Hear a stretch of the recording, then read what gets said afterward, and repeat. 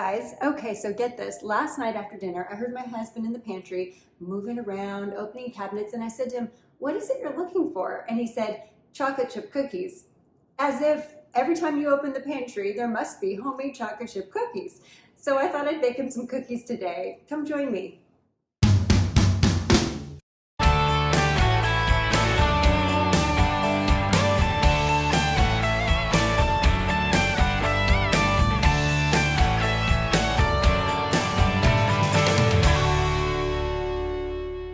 Ready to make some cookies now. It's one of those gray days. The sun has popped out a couple times and gone back to bed. So it's kind of a nice moody chocolate chip cookie day. I'm going to do a recipe today that is a little variation on a traditional chocolate chip cookie, and it's really delicious. I kind of like any chocolate chip cookie, but this one's a fun recipe I thought I'd share with you just in case you haven't tried it before. So the first thing I did was preheat my oven to 375. I'm going to whisk up my dry ingredients, and for this recipe it's going to be flour and salt and baking soda. This recipe calls for 1.5 cups of flour, so I'm going to go measure out some flour real quick. So with cookies, it's kind of important to measure your flour pretty precisely. The reason is if you have too much flour, they kind of taste like flour. But if you don't have enough flour, of course you don't get the full fluffy cookie you're looking for. So I have 1.5 cups of flour. You can use kosher salt, any kind of salt. As you probably know by now, I love Himalayan salt. Not just because it's pink, but I love the flavor. So I'm going to do 1.5 teaspoons of salt. It's a nice salty cookie. I don't care for things that are too sweet, so I like the salt in this recipe. The next thing I'm going to add is 3/4 teaspoon of baking soda. So I'm just going to do, to be very precise, literally 3/4 teaspoons. We want a nice lift to our dough, and this will help us with that. Okay, so here are my dry ingredients. I have the flour, the salt, and the baking soda. I'm going to whisk it up just to blend.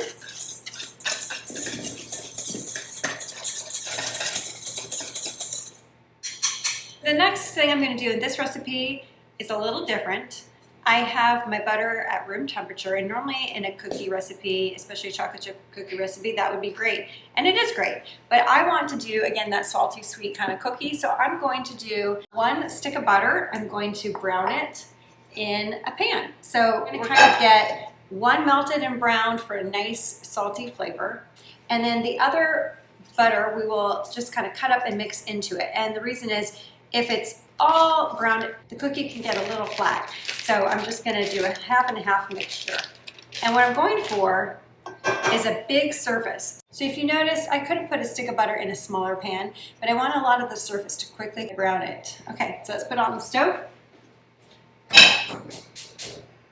Okay, so I'm going to watch the butter on the stove. And in the meantime, I'm just going to cut the remaining stick of butter up into just little pieces. And again, this will be incorporated into the browned butter. And this will just make it easier to melt quickly into the brown butter. Okay, I'm going to wash my hands and check on the brown butter. I want to show you where it's at. It is browning and bubbling, but there is still some butter to melt. So I'm just going to swirl it every so often on the stove and keep it moving a little bit to help it melt faster. And then I'm going to just mix it up with a spatula. I'm melting the butter over medium heat.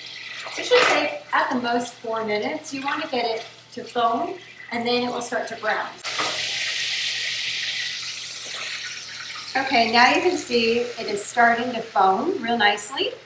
I'm just going to give it another maybe 30 seconds or a minute till I start to see it brown. We want to go for a nice brown but not burnt smell. Okay, now that the butter has browned, I'm going to swirl it around and show it to you. It's a nice foamy top with a brown caramely bottom. I'm going to put it into a pan, let it start to cool a little bit. We're just transferring it out of the hot pan so it can start to cool. Then I'm going to add in the sliced up butter that we did earlier, and this will just start to melt. So I'm going to just take all of this butter, incorporate it in. This is what it looks like.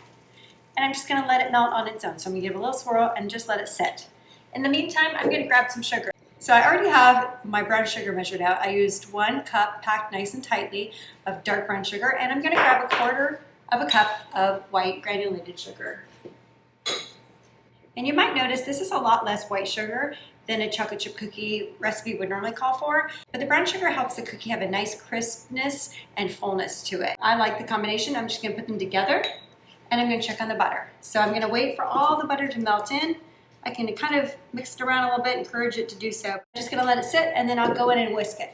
So the majority of the butter is melting in pretty well. I'm just gonna go in and whisk it just to break it up a little bit and help mix it in further. We wanna make sure and melt all the butter before we add any of the sugar or the vanilla or eggs. This is what it's looking like. Looks delicious, it smells really good. Okay, so all of the butter has been melted in and whisked in, and this is what it looks like. It's a nice caramel color, and that's because of the brown butter, of course. It smells really good. It has a nice salty smell to it. So now that it's kind of melted together, it's had a moment to cool down a little bit, I'm going to add in the sugars. So again, this is the brown sugar and white sugar. Mix that in. And I'm going to incorporate this thoroughly before adding the eggs and vanilla. So I'm gonna grab my whisk and same thing.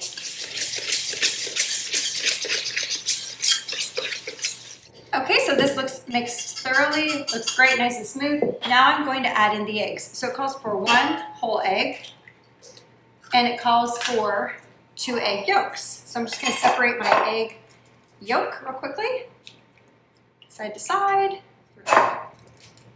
Grab the yolk, throw in the yolk, and 2 teaspoons of vanilla.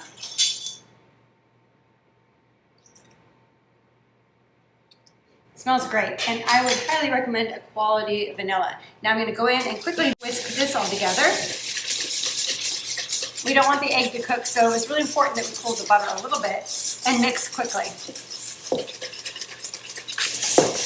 And this is what it looks like.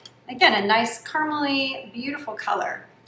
And next we're gonna fold in the dry ingredients, and that just means scoop it in a little bit at a time and blend it in, so we're being real tender with the flour and not overbeating. So I put some flour in, and I'm just gonna blend it in, fold it in, and I'm gonna put a little bit more flour in. So I'm gonna go probably a third at a time. Blend it in, being ever so gentle. Okay, and then we're gonna put the remaining flour in. And that, of course, is all the dry ingredients that were whisked together previously. So I'm just gonna fold the remaining flour into the wet ingredients. Basically until all the white flour disappears. You want it to look like cookie dough. That looks pretty darn good. Okay, so now we have the base of the cookie dough. We're gonna add the chocolate chips. Sometimes I use chopped up chocolate. Sometimes I use chocolate chips. Today I have chocolate chips. You can do anywhere from 6 to 8 ounces. I think I did closer to 8. I like my chocolate. And I'm just gonna fold the chocolate chips in now. So just gonna blend it into the dough so that every cookie has chocolate chips. Pretty basic. This is your chocolate chip cookie dough. So if you want, you can make cookies right now. However, if you do have a little bit of time, it's best to pop it in the refrigerator for 20 to 30 minutes. And you want to get it a little bit more firm if you want the cookies to stay a little fluffier. If you don't really care, you can certainly start right now. But I'm going to pop mine in the refrigerator.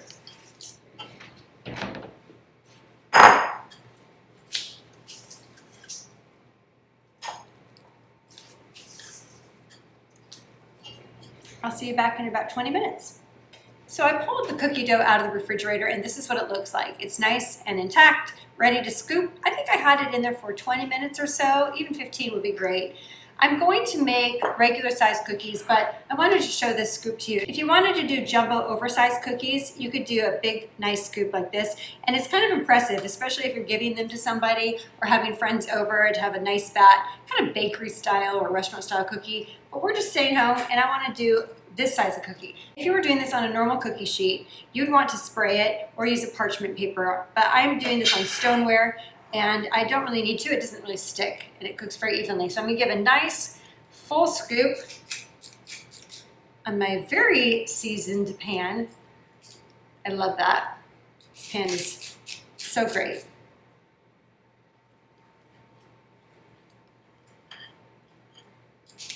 And the dough is wonderful. It's not too refrigerated. It's not hard to dig into. It's not hard on my scooper. So it's great, it's just perfect. So I'm gonna do 6 cookies, pop them in the oven, and while they are cooking, I'll prep the next pan of cookies as well. So let's put these in the oven. Oh, they smell so good.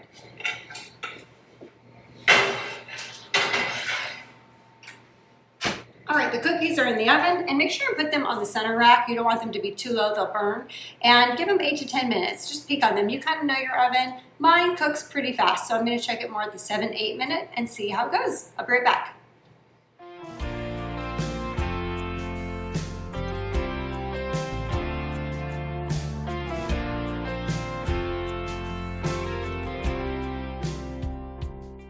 These are done. They are perfect. The way I can tell that they are done is there's a nice golden edge. I'll show you. And the center is no longer a shiny, doughy color. So they're done. They're kind of a golden color anyway because of the nature of the cookie that they have the brown butter. But these look great. So I'm gonna let them sit for just a second. I don't want them to move too fast. If I transfer them too fast, they will flatten. But I don't want them to stay so long that they get stuck and very firm on the pan. So just give them a couple minutes.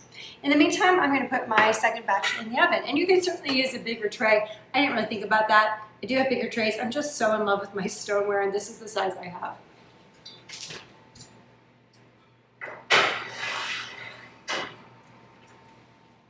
Those went in, and I would give them about 8 minutes. These took probably the full 8 to 9 minutes. Also, here's a little cook's tip. I found this spatula a few years ago, and I absolutely love it.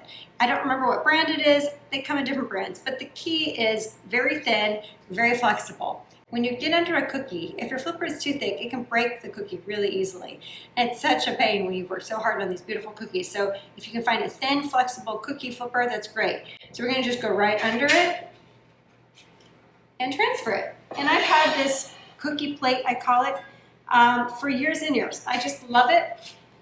And it's always been my little go-to plate to put cookies on when I had neighbors over, or girlfriends over, or whatever. So I think it's just such a fun thing to have your little cookie plate. And of course, these were for my husband, so he does get one, maybe 2. So the second batch is out of the oven. They smell amazing. I did make a third batch with big cookies just for fun, what I call bakery or restaurant cookies, the nice big ones. But I remembered a neighbor recently brought us cookies, which was so sweet, and we wanted to return the favor. So I'm gonna put some cookies on there for our neighbors. I have a little bit of leftover dough. I did make a double batch. So I'm gonna put that in the freezer. I will be right back and show you how I freeze my cookie dough. All right, so I have extra cookie dough, and I kind of planned that on purpose. I like to make extra cookie dough and pop some in the freezer so that on a weeknight or some random night when we just feel like cookies, we can pop some in and make cookies fresh. So what I do is I take the rest of the dough, and this has been in the refrigerator for probably about, again, 20 minutes. And I will just take my scooper and I pre-make the cookie dough so that when I pull it out, it's already a cookie ball, and I just have to put it on a pan. It's just so convenient. So again, you just scoop out the remaining dough. And this is actually really great too if you have a smaller family. We just have the 2 of us right now, and there's really no need to make a few dozen cookies. We're sharing, as I said, 1 plate with a neighbor. And I'm just gonna finish this bowl up. So I will end up with a lot of little cookie dough balls for another night.